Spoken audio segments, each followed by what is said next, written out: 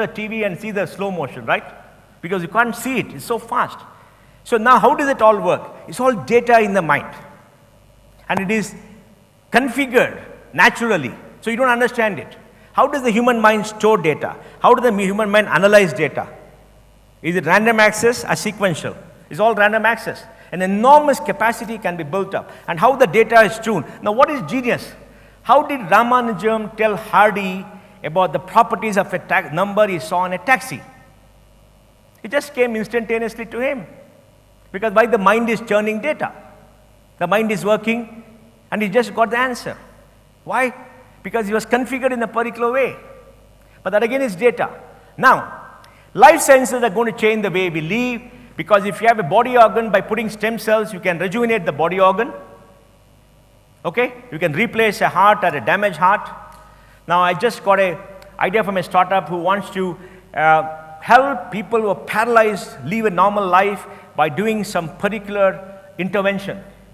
It's very unique, a startup doing all that. People are putting money into cancer research companies which are going to analyze DNA in the cancer cells and then trigger it off by using something to make sure the good cells fight the bad cells. Now for all this, you need an enormous amount of data to analyze it, check up the patterns, and try various combinations to see how they are going to work and write algorithms. So you can rejuvenate body parts, all right? You can have a separate diet for your own DNA. You can have bespoke medicine, and you can do many, many things. So life science are going to change. Now we got robotic surgery. Time was when they used to cut you up and see what is inside and stitch you up or something like that. Now there are robots which do surgery. They'll make a 3D analysis of your body, find out where something is wrong, and see it in 3D, back and front, and understand, and then do a small minor incision in the body. The robot will go inside and stitch it up or do some repair or put some drug there and come. So we've got bespoke medicine based upon the DNA analysis. It cost $100 million to decode the human genome 10 years back. Now it costs $1,000. So you want a DNA analysis, you get it for $1,000. And we have invested in a company called Council in Silicon Valley in Stanford, which is now looking at 300, 400 tests to determine the health of a baby that you're going to have. Because a baby could inherit some genes and some diseases which you have, and they want to make sure that the baby will be very healthy. And they can do it by, they used to do it by a variety of tests. Now all those tests are condensed because they have analyzed the data from all the tests, found out the patterns, and by doing one particular test through a DNA sequencing, they're able to find out what is happening. So life sciences is going to change. People are going to live longer, diseases are going to go away, or there'll be a cure for diseases, there'll be individual medicine, and there will be robotic surgery and all the things happening too. And then, if you look at electric energy and all of the energy.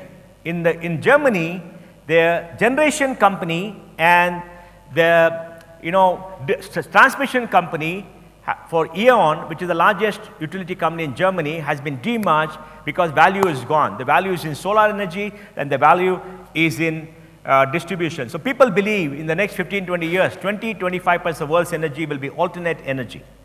All right? Now when you have different forms of energy into a grid, analytics has to happen to find out what is happening. For example, in the state of Karnataka, farmers are supposed to consume 30% of power, and that's why you pay so much. But farmers don't consume 30% of power because in all the neighboring states it's not more than 18%. So there is cheating going on in a large way. So people are bringing in data analytics at the distribution point to find out how much of the input power coming, what is the total distribution, where is being pointed by using sensors and making analysis to find out in which particular area who is robbing power. Now all this is happening because of data, and this kind of disruption in energy is going to be accelerated by data. The next thing with that big disruption is in IT. I remember when I joined Infosys in '94, we bought a Pentium 4, $2,500. Can you believe it? $2,500, and the money was worth much more because that time a rupee was 33, now it's 67. Pentium 4, and we bought 500 Pentium 4, negotiated $2,000. Now, your $500 Apple phone carries much more capacity than any of them. And those days we had mainframes. I did my COBOL programming in 1979 in ISC using those, what do you call it? Those, slips of paper and all that, right? Where you had punch punch cards, right? And you write a program and the punch cards go on, one punch card goes away, is all lost. Huge big machines. And then in Infosys, we wanted to buy an AS400. Some of you know about AS400? Oh, fantastic, man, you've been around, okay? AS400, right? Now all that is gone. IT has become so cheap because of the cloud that you want a startup today, you don't bother about a data center. You don't want a data administrator, data center, nothing. You just buy data on the cloud to AWS or to Microsoft or to Google, and they give you unbelievable capacity. So cost has come down, capacity has enhanced, right? And you are something like Watson. Watson has beaten the brightest chess player in the world. The brightest Go player in the world. Go is supposed to be a complex game. I don't know what it is, but it's a complex game, right? And Watson is now into diagnostics for cancer because it has got AI and self-healing properties, self-learning properties. It means it takes all the data from all these diagnostics by all these doctors and analyzes them for patterns and finds out and gives it you as to what the diagnosis should be. Now, this is unbelievable because the human mind, unless you're very trained by observation, you don't go beyond a point because you don't see so many cases. And when you see 1,000 cases, you retain the 1,000 cases. You read about 500 cases, retain it, then you can make an analysis. But if somebody has seen 50,000 cases, 100,000 cases, all in the database, they've seen the pattern, they've seen the impact, the diagnostic, the symptoms and everything else, they can come and give this. So Watson is now becoming a very dominant force. So the computing capacity available to you cheap all around the world is so enormous, you can do any analytical task. And you can crunch any amount of data. All right? And then the next disruption is coming in finance. And today, out of about $30 trillion of government bonds in the world, 15 trillion have negative rates. That means when you buy them today, when they redeem, you get less money.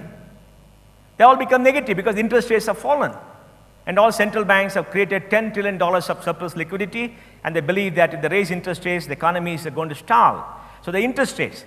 Now, disruptive capital is accelerating innovation. What is disruptive capital? People, venture capitalists, to take money and put into all kind of startups and pump money into them. They remove the restraint and constraint of money, and these companies use big data and analytics to find out patterns, to find out everything else, and then come out with a new product which is mind-blowing. And they can do it at the fraction of the cost and in the time which is so very less compared to what could be done earlier. People are constrained earlier. Innovation is constrained because of the inability to crunch data, analyze data, find out patterns, and write those beautiful algorithms to get you what you want. And now that is also gone, and with disruptive capital coming, things are going to change. So the short story is, the pace of innovation is going to change. Innovation, which was 36 months some 10 years ago, became 18 months, now it's coming to 12 months. And you can see Apple obsoletes itself every 12, 14 months, comes a new version, right? And the stock price is a reflection of what happens. I don't know how long they're going to innovate. So innovation cycles have come down. There's a data explosion that is happening because all that you want is there on the web, and you just have to use it. And then you have to learn how to analyze the data, how to use the data, and see what you need to do. And in all this, automation is the use of data to write algorithms to get a particular output. So when through data analysis, you can find out patterns and you can automate them and you can make sure the machine does it itself, which is going to have an impact on your life. And then robotics. How do robots work? Robots analyze data. And robots work on an algorithm. They have to move. Now, in Japan, people who are above 65 make up 30% of the population. And they are very lonely. All of them have robots in the house. The robots do the housework, make tea, coffee, beds for you, and they talk to you, and they're warm, and you can hug them if you feel lonely. And they'll whisper nice things to you, they'll not talk back. And robots are becoming a part of your life. In China, Foxconn is going to replace 1 million young women who are working at least 50% with robots. Last year, they bought 50,000 robots. Now the robots, the drones, all the things are going to change. And then in the United States, robots will cost you only $4 or $5 an hour as against a minimum wage of $11 an hour.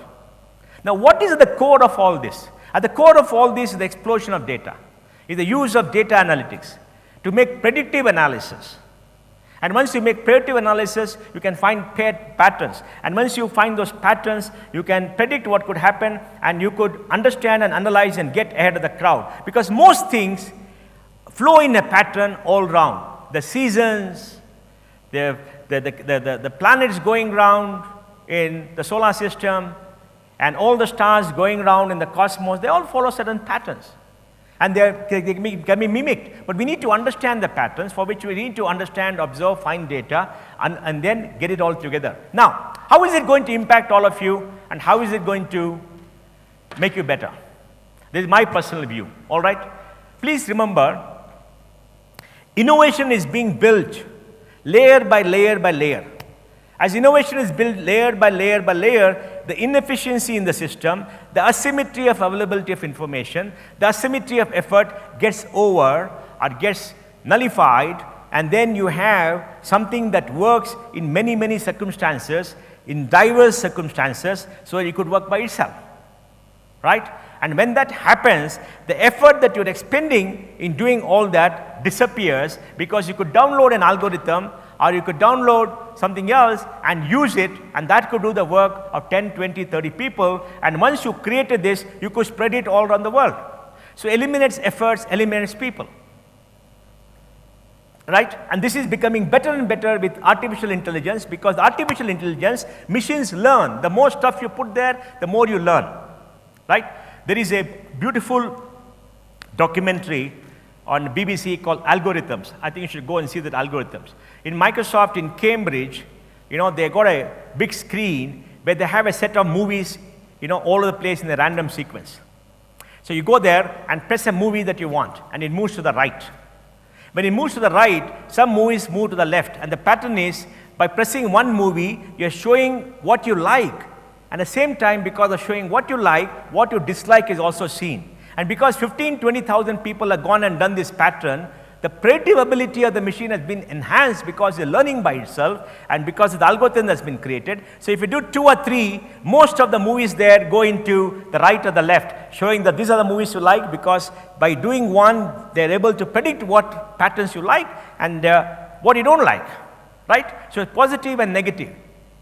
So you should see that to understand how this kind of pattern recognition could happen and how it could be done. Of course, India, we have this pattern recognition business in the coaching mandis of Kota, right? All these 200,000 kids who write the IIT exam also stuff their mind with the pattern recognition to make sure they have the algorithm inside, or the neurons will all connect when they see the answer. They don't know what it means, but they got the answer right.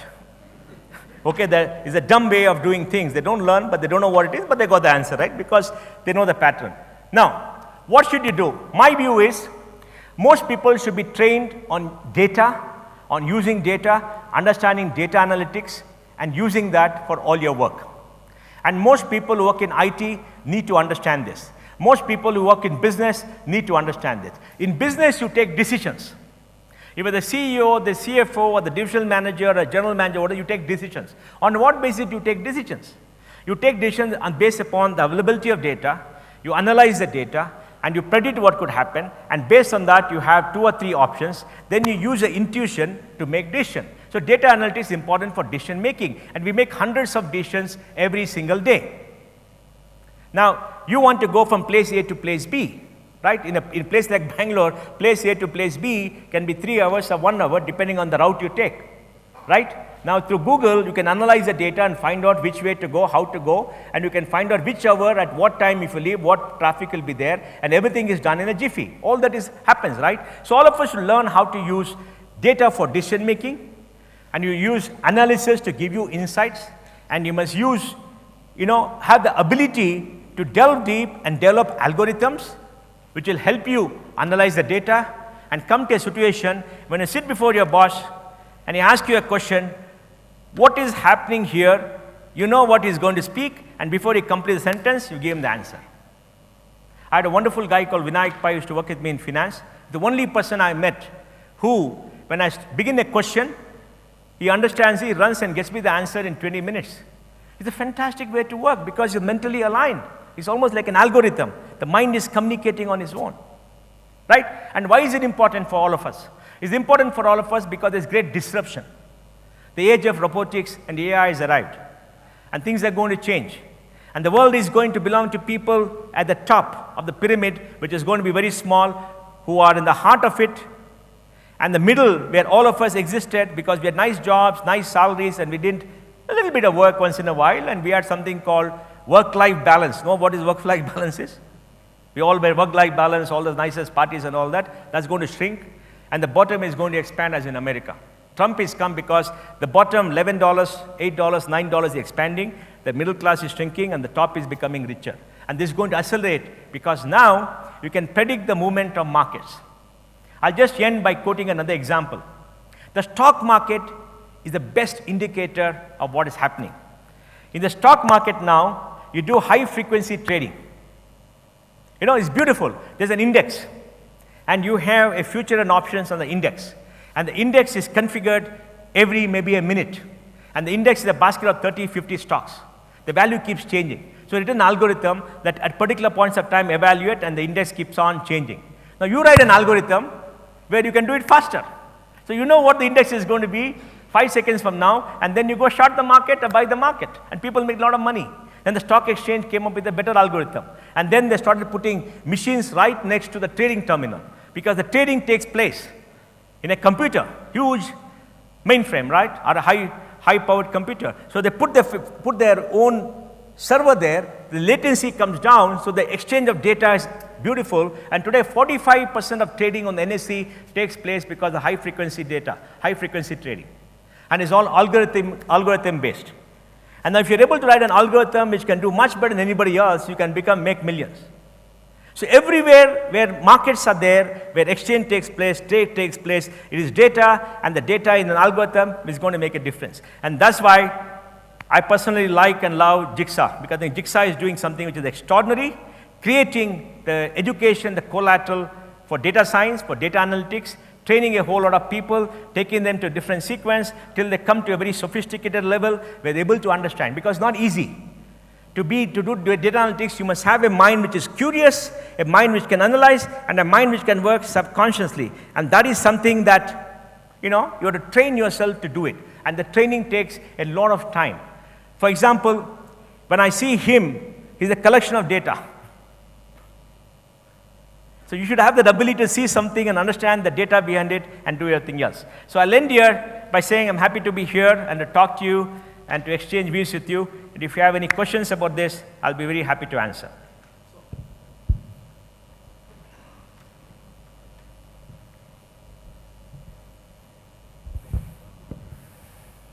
Thank you very much for a very good insight, that too early in the morning, which is difficult to wake up, but you wake up like anything.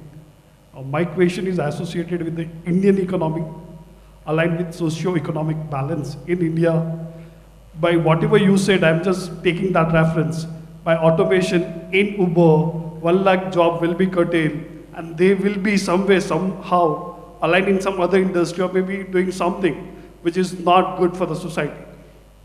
So how you will see the balance between automation and the socio-economic balance, where richer is not becoming more richer with the power of data, and poor become very poor because lack of data? Well, first of all, I do believe that we're going to see tremendous change and social unrest on a very big scale in this country. You cannot stop automation. You cannot stop progress. You cannot stop autonomous cars. It's going to happen. We may be 3 years behind the curve, 5 years behind the curve, but you can't stop it. But because we have low-cost labor and machines and all this costs a little bit of money, you could have 10 years of leeway. Because we are so internally focused, you could have 10 years of leeway to bring about the change. So my suggestion to you is, look after yourself well. No, I'm just forget the rest. Little bit worried in terms of the, the noisy things will start, like, the Yes. other kind of work, like the same